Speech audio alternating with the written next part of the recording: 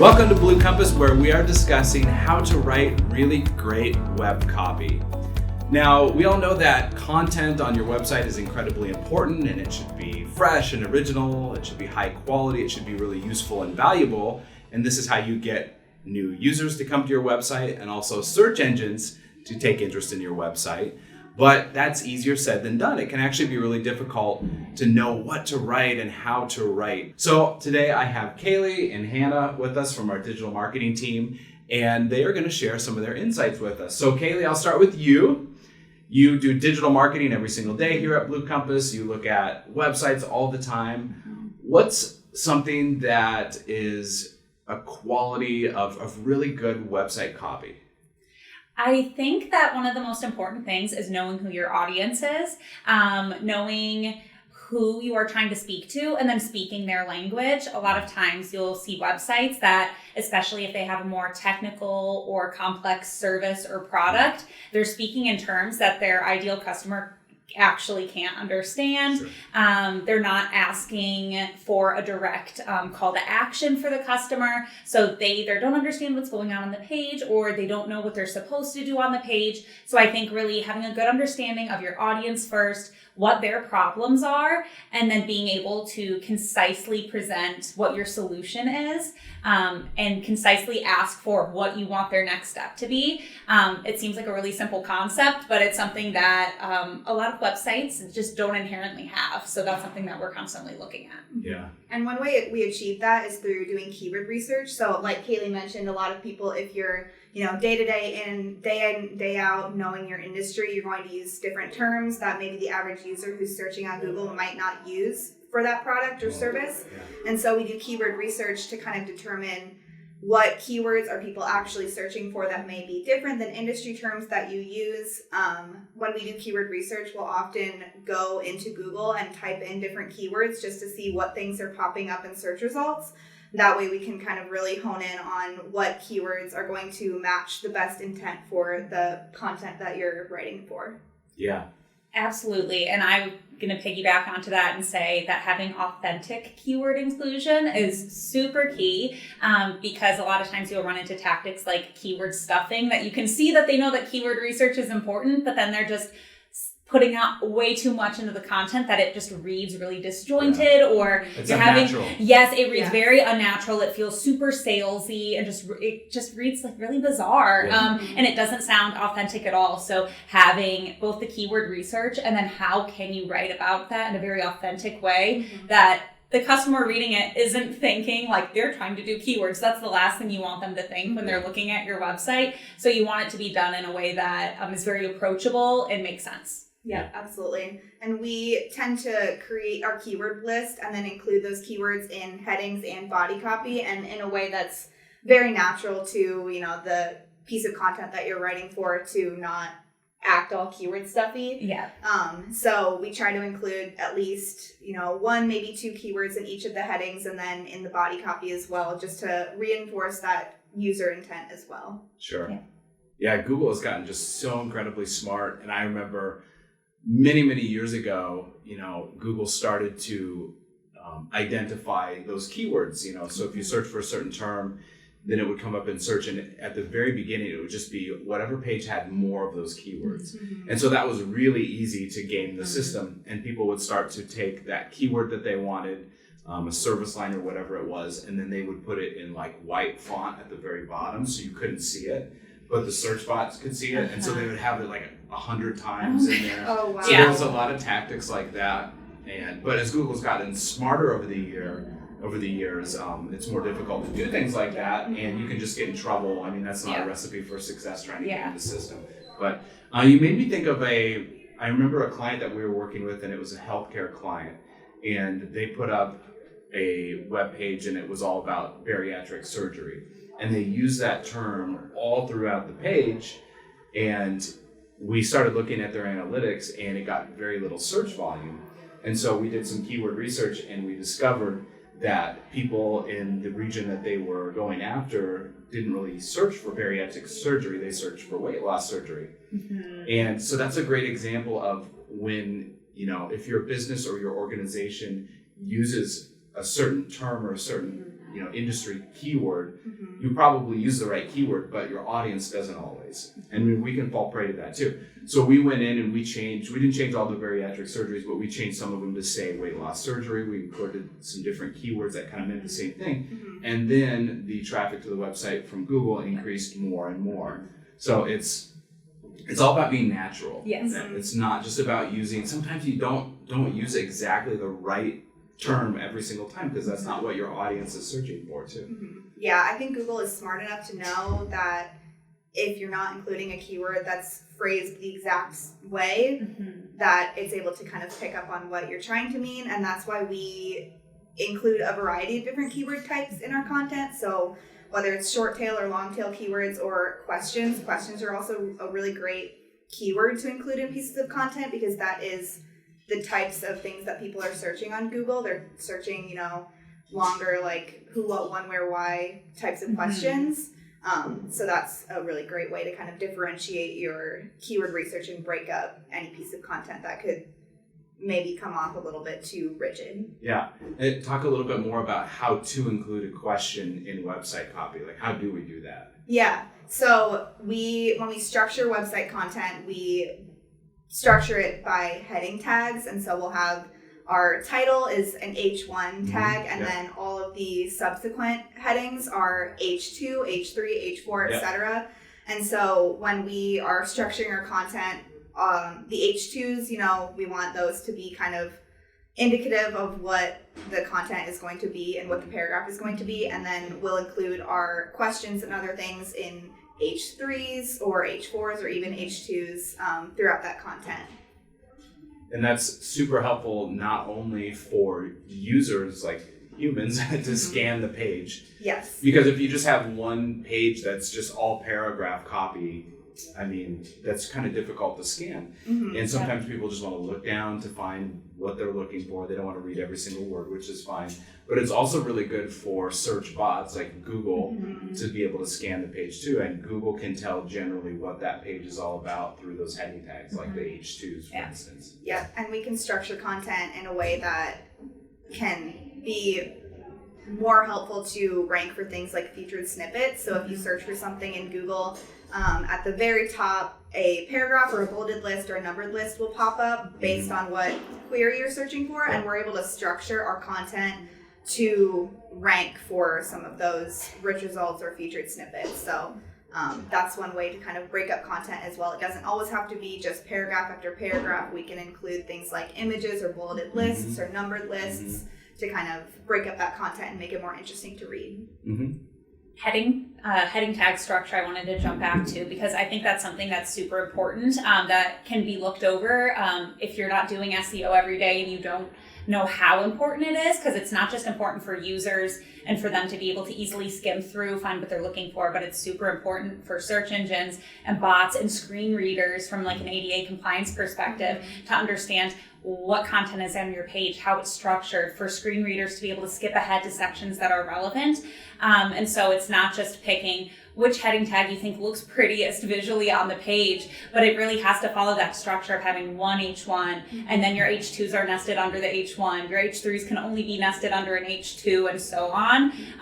It's very methodical in that way, but there's a purpose for it, and so it's really important to not look past that and to really follow those structural guidelines. Yeah, absolutely. Incredibly important. Now, when it comes to the length of a page, like how much copy should be on a web page? Is there a perfect number? What are your thoughts? I would say that we typically aim to have at least 600 words on a page, but it can easily be upwards of 1,000, especially when you're looking at a blog article or a longer form content piece.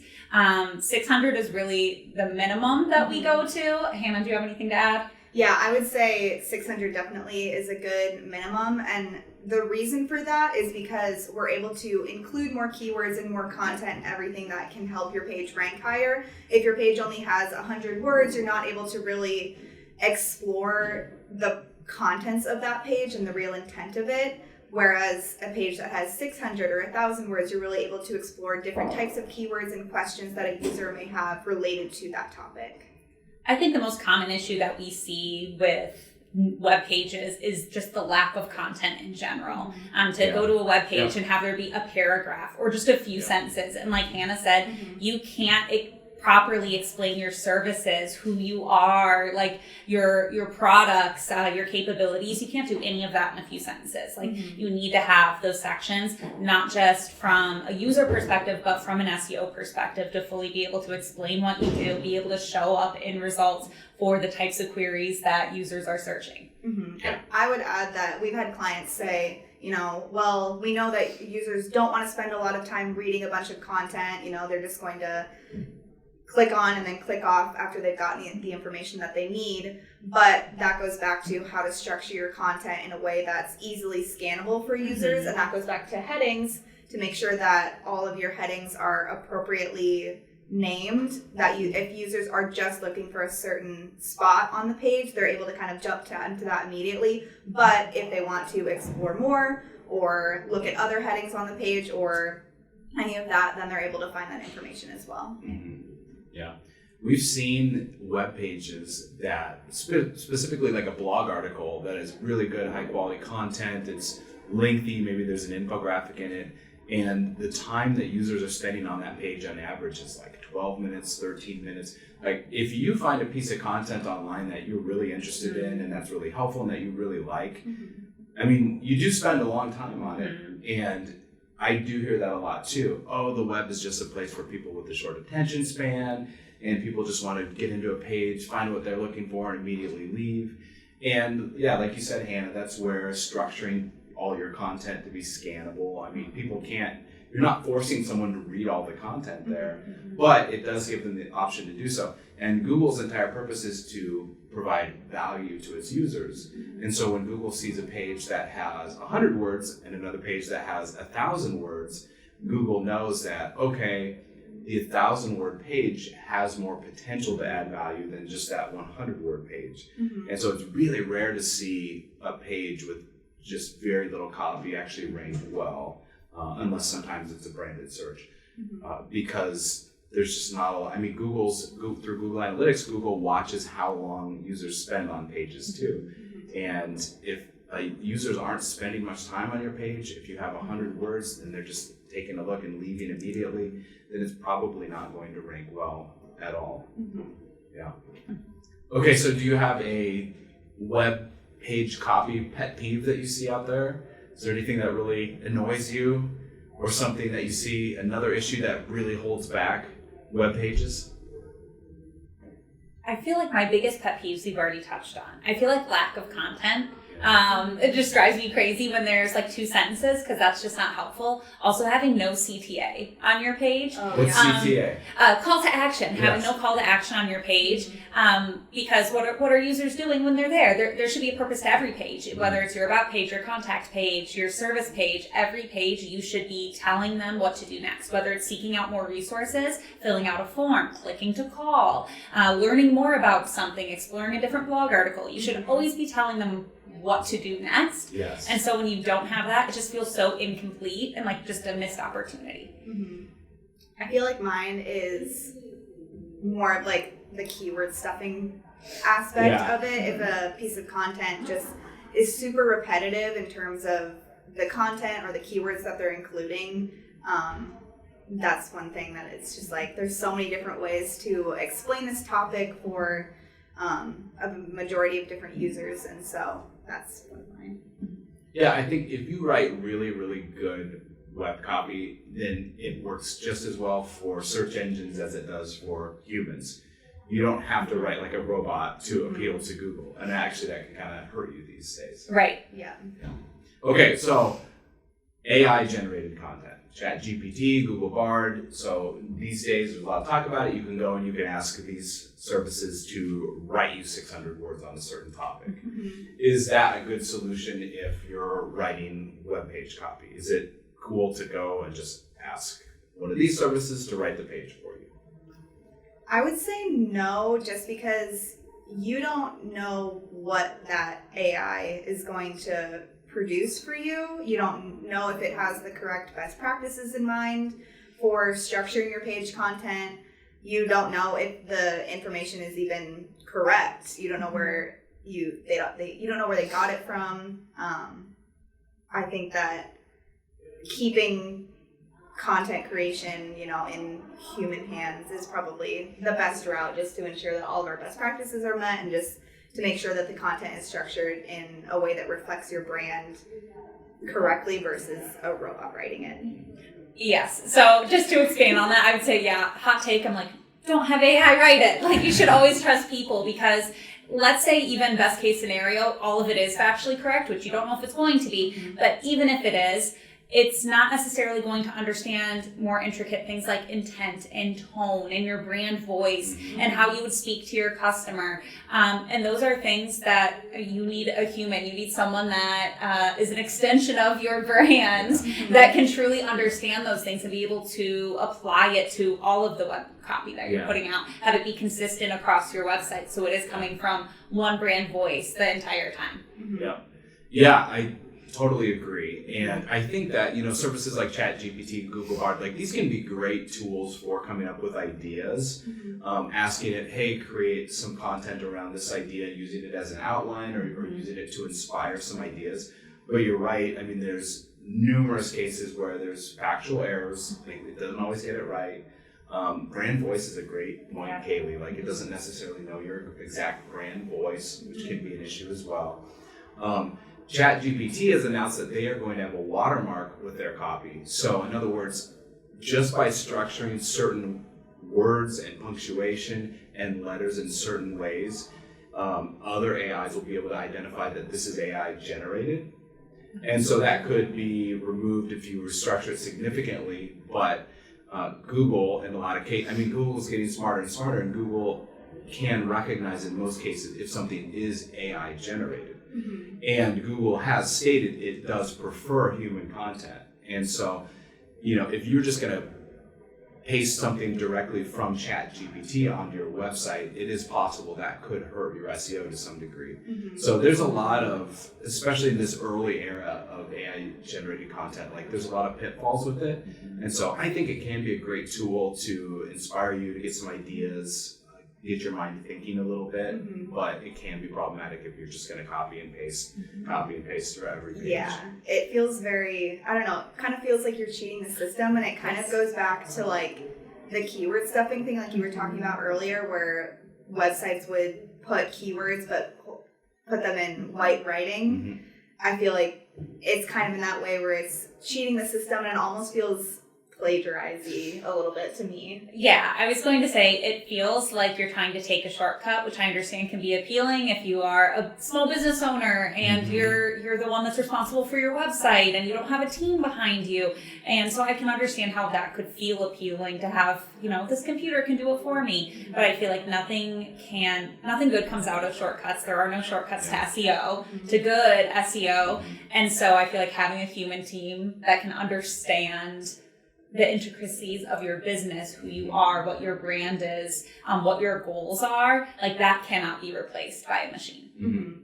I think, if you're writing, a good use for, again, like Bard or ChatGPT is to say, oh, give me synonyms for this word, or, oh, help me phrase this slightly differently. Like that can be a great tool sometimes. Yeah, absolutely. But I feel like once you actually put the content on your site and don't, necessarily make many changes to it, that's where it gets kind of sketchy. Yes, I agree.